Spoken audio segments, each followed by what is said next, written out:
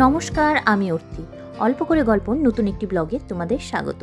আশা করি তোমরা খুব ভালো আছো। সকালবেলা যেমন মা প্রতিদিন গাছে জল দেয়, সেরকমই এদেরকে প্রতিদিন আছড়েও দিতে হয়, নয়তো এদের বড্ড লোম পড়ে। আর কিছুদিন ধরে এদের বড্ড লোম পড়ছে, সেই জন্য সকাল আর বিকেল দুবেলা করেই এদের আছড়ে দিতে হচ্ছে, নয়তো যেখানে সেখানে লোম পড়ে ঢিরি হয়ে থাকে। শেষ হয় না।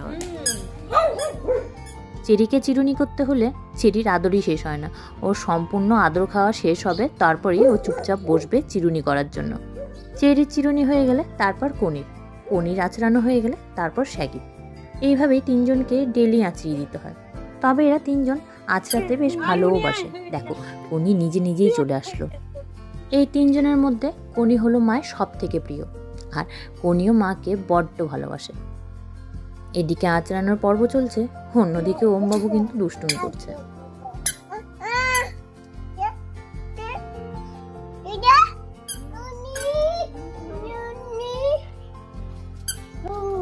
এরা কিন্তু দিব্যি বুঝতে পারে যে ওম হলো ছোট্ট বাচ্চা, সেই জন্য ওম এত দুষ্টুমি করে ওদের সাথে।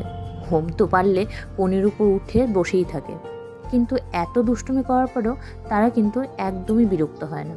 সকালবেলা যখন ঘুম থেকে আমরা উঠে বাইরে আসি, তখন লেজ নাড়াতে নাড়াতে আমার আর ওমবাবুর কাছে চলে আসে আমাদের আদর করার জন্য। যাকে এইদিকে মায়ের আঁচড়ানোও কমপ্লিট হয়ে গেছে, আমি অন্যদিকে ওমবাবুর জন্য রান্নাও করে নিয়েছি। আজ ওর ব্রেকফাস্ট হলো সাবু। হ্যাঁ, কি এটা খাবি? কি এটা? সাবু। সাবু বলো। সুজি না, সাবু বলো। সাবু বলো, সাবু।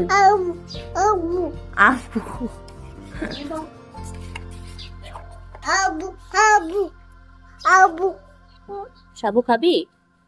দেখো, খাওয়ার জন্য হাঁ করছে। সাবু খাবি? বোতো তো, বোতো ঠিক করে বোতো। আবু আবু আবু আবু আবু। গরম আছে বাবা, গরম। আর একটু খাবি বাবা? গরম গরম গরম গরম লেগে গেছে, তবে খুব একটা গরম ছিল না। দেখো, একটু পরে আবার বলবে আর একটু দাও।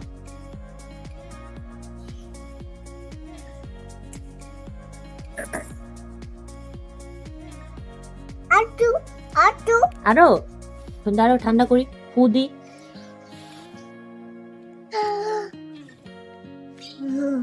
ওমবাবুর খাওয়া দাওয়া কমপ্লিট, একটু পরেই ওকে স্নান করাবো। কিন্তু তার আগে মা দেখছি পুজো দিতে গিয়েছে, তাই মায়ের পিছে পিছে ও হাজির। ওইও পুজো দেওয়া দেখছে, তাই আমি ভাবলাম একটু ওয়েটই করে নিই। পুজো দেওয়া হয়ে গেলে তারপর নয়তো ওকে স্নান করিয়ে দেব। কিন্তু ও মায়ের পুজো দেওয়া কম, আর মাকে বিরক্তই করছে বেশি। চন্দন, তুলসী পাতা, বেল পাতা সবকিছু দিয়ে মা পুজো দেয়। দিদা পূজা দিক বাবা, চলো দিদা পুজো দিক। দেখতে পাচ্ছ তো মায়ের কাছে গিয়ে কেমন করছে, মায়ের কাছ থেকে অ্যাটেনশন নেওয়ার চেষ্টা করছে।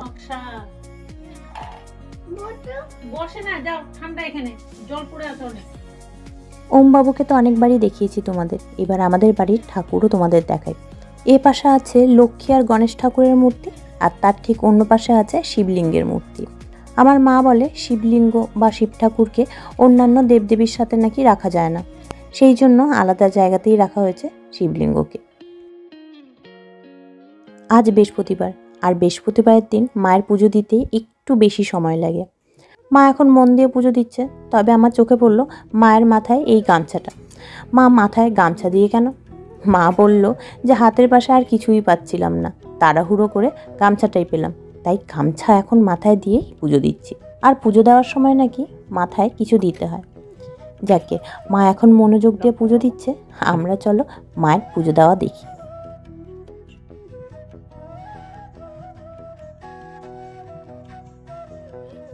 তবে শুধু আমরা না, আমার এই যে ছোট্ট বাচ্চাটা আছে ওম, ও কিন্তু খুব মনোযোগ সহকারে পুজো দেওয়া দেখছে। দেখেছো?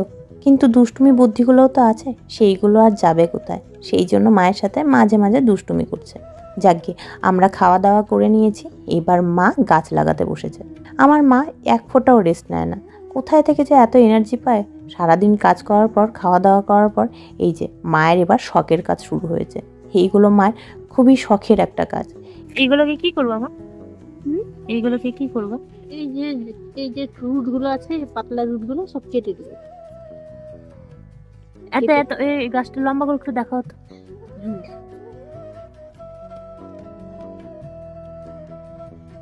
আচ্ছা মা, এটার এরকম মোটা হয়ে গেছে জানো নিচের দিকটা। এর নাম হচ্ছে মরু গোলাপ, মানে শুকনো জায়গায় এই গোলাপগুলো হয়।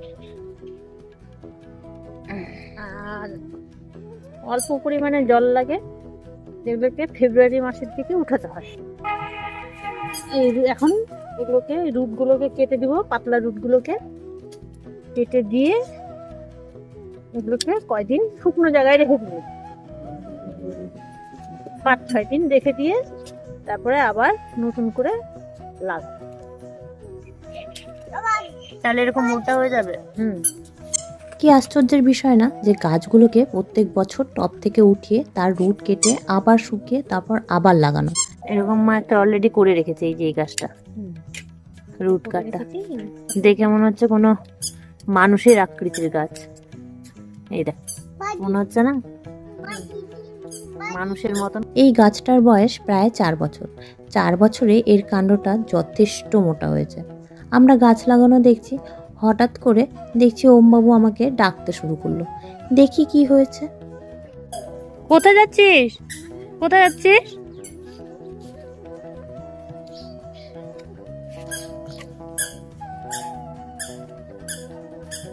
কোথায় যাই বাবা?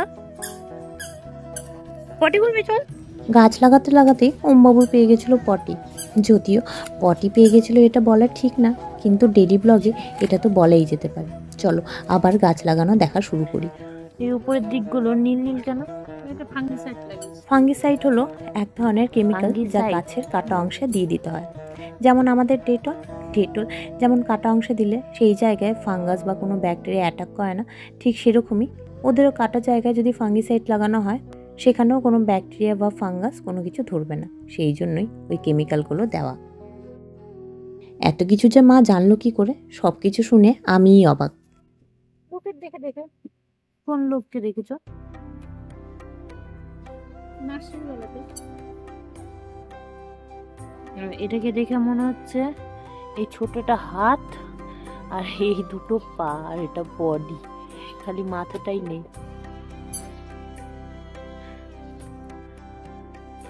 আর এখন একটা ছোট্ট ব্লেড দিয়ে কাটছে যাতে লেবেল হয়ে যায়।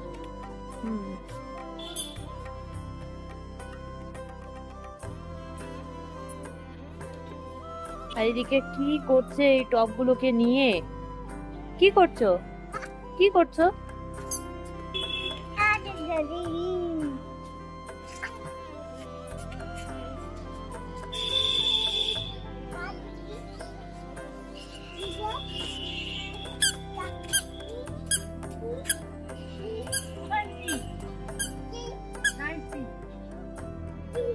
হ্যাঁ জি বাবা।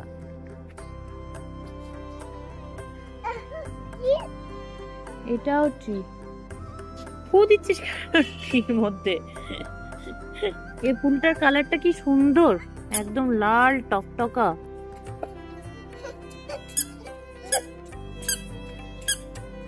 এই ও করে না, লাগবে। মায়ের গাছগুলো লাগাতে কয়েকদিন সময় লাগবে।